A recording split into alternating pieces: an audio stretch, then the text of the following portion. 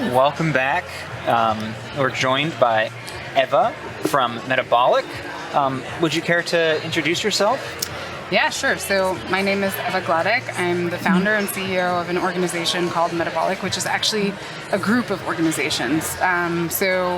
Around 10 years ago, I set it up with the idea of, I was getting really frustrated with the lack of action and implementation in the sustainability space, and I wanted to create a systems change agency that would do really good analysis and understand, why things were going wrong, but then actually put our money where our mouth is and implement stuff and get stuff done. So Metabolic has grown into a group of 5 core organizations that span the kind of space from analysis through implementation in the circular economy and sustainability field. Wow. That's great, Eva. We have a question for you.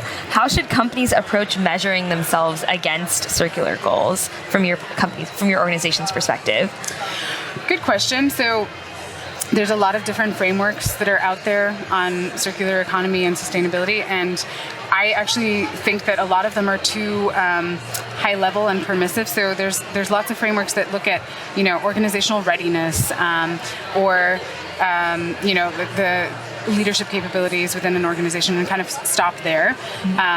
Whereas actually, I think it's really important for companies to have a deep understanding of all of their material flows. So if you're talking about, how circular are you as a company, you need to understand all the resources, energy, materials, water that you're pulling out of the world, and how you're converting those into products or services, and how effectively you're doing that, and what's happening downstream as well. So you really need to have that full chain perspective, and also ideally over a longer time span. So not just like within one cycle of use, but really over decades.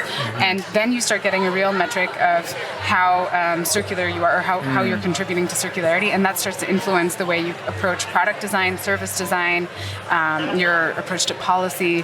And actually very few organizations do that, but Metabolic actually supports our consultancy, supports organizations in getting their full footprints, and then you can complement that with these types of more these metrics that look at policies and capabilities and all of that stuff that's quite important, but really doesn't get to the nuts and bolts of how circular you are. So, wow.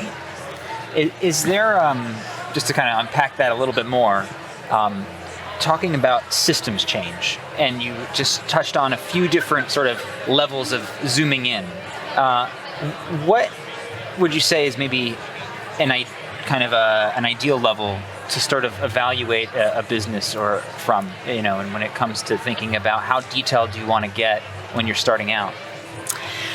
So systems change is a topic that gets thrown around a lot now. Absolutely. And I think, when we're talking about systems change, the key thing is that it's not about what one company is doing. It's about what we're all doing, what society is doing. And increasingly what we're seeing is that companies, they have to understand their own direct impacts, but they have to understand themselves in the context of the rest of the world. So many of the problems that we need to solve or things that we need to change to move to a really circular economy can't be addressed by individual organizations. So they have to build innovation ecosystems.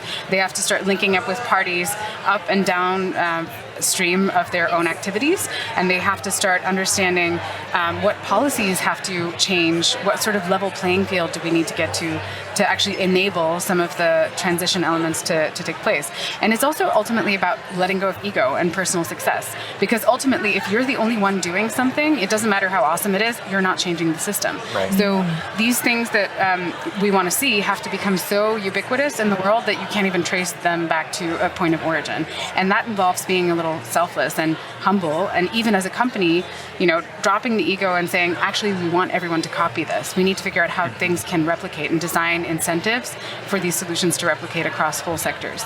Wow.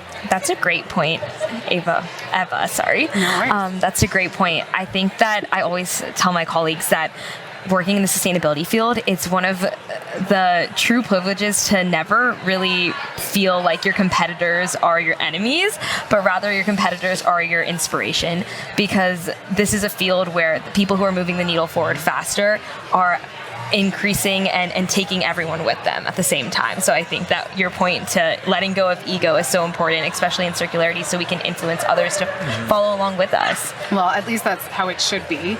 But realistically, sometimes in the civil society space, in the sustainability space, there's more competition, ironically, than in the private sector. And I would say that's because there's a scarcity or perceived scarcity of resources. So rather than focusing on really working together and building stronger bonds between ourselves, there's all this fragmentation and competition for the pot of funding that there is to do this work, and that's not how it should be. And this is partly because, for example, out of all the philanthropy that's going on worldwide, 1% goes to environmental issues. Wow. And we're facing one of the biggest sustainability we're facing an existential crisis here, but the resources aren't coming to the sector. It's less existential by the day, it feels like, especially I think hearing from the Gen Z folks that they're growing up in this world.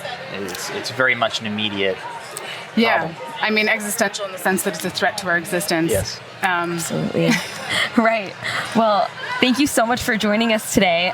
We have to head to our next segment, but we'd love to hear more from you and look forward to hearing about your experience at Circularity 23. Yeah, thanks so much. No problem. Thank you.